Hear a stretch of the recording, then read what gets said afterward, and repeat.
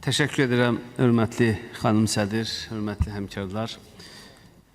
Biz hamımız bilirik ki, Azərbaycanda QT sektorunun sərbəst və şəffaf fəaliyyəti üçün dövlət tərəfindən hər cür şərait yaradılıb və eyni zamanda QT-lərin bütün ictimai əhəmiyyət kəsb edən layihələri də dövlətimiz tərəfindən dəstəklənir. Eyni zamanda dövlət həm də maraqlıdır ki, QT-lərin fəaliyyəti şəffaf və aşkar şəkildə qurulsun və bunun üçün bilirsiniz ki, zaman-zaman qanunvericilik bazasında müvafiq dəyişiklik edilibdir və indi müzakirə etdiyimiz dəyişiklik də məhz bu qəbildəndir.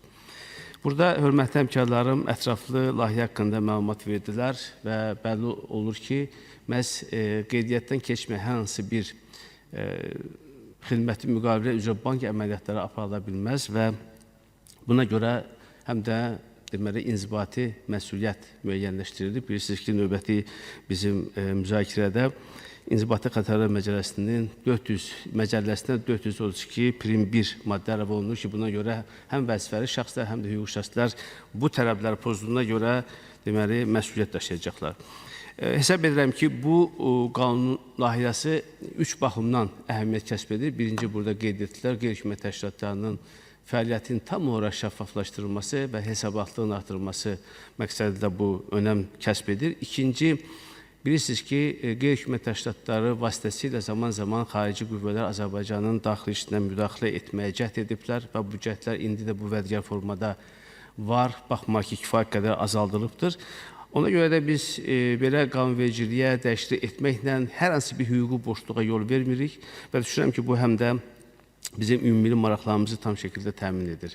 Üçüncü isə mən sizə verəm, bugünkü dəyişiklik həm də qeyri-hökumət təşkilatlarının özünə sərfəlidir. Çünki onlar bir növ bu cür risklərdən azad olunurlar və müdafiə olunurlar və qanunvericiliklə qeyd etdiyimiz mexanizm yaradılmaqla əlbəttə qeyri-hökumət təşkilatları da qanunun müvafiq tələblərinə əməl etmiş olurlar.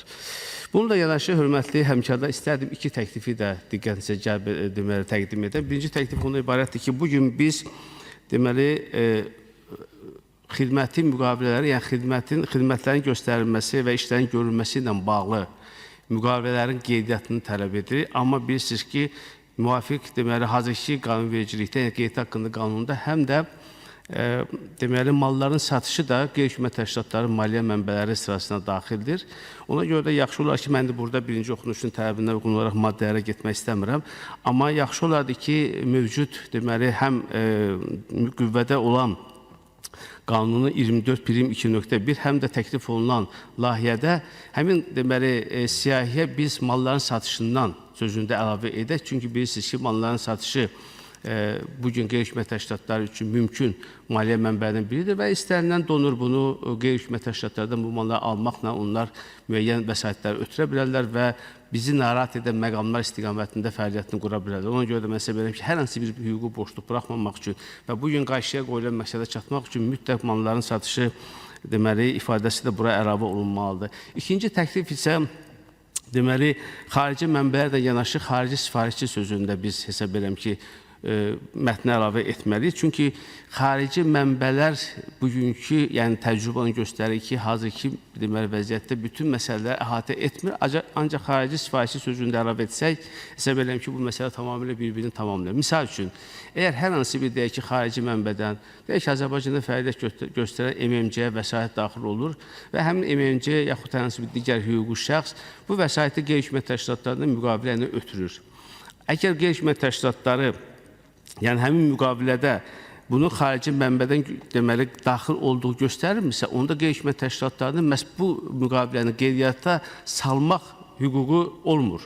Yaxud da belə bir məsuliyyəti olmur. Ona görə də yaxşı olardı ki, belə bir məsələ gündəliyə gətirilsə, eyni zamanda mülki məcəlləyə də müvafiq dəyişiklik olunsun ki, məhz MMC-lər subpodrat müqaviləsi bağlayan zaman məhz üçüncü tərəfə, yəni icraçıya maliyyə mənbəyinin hardan gəldiyini göstərmək mükəlləf olsun. Buna görə xüsusi öhdəlik daşısın. Bütövlükdə əlbəttə bu layihə kifayət qədər dediyim kimi aktualdır, qəbul olunmalıdır və mən tam olaraq bu layihəni dəstəkləyirəm. Sağ olun.